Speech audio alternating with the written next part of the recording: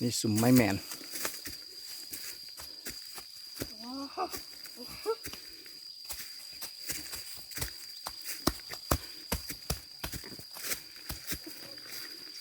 ผมเกี้ยงกำลังเป็นนะเกี้ยงใหญ่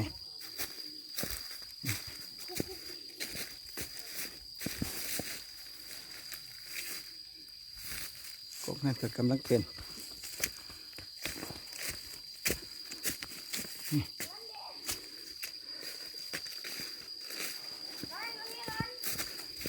นี่มันหนองน้อยๆเฮา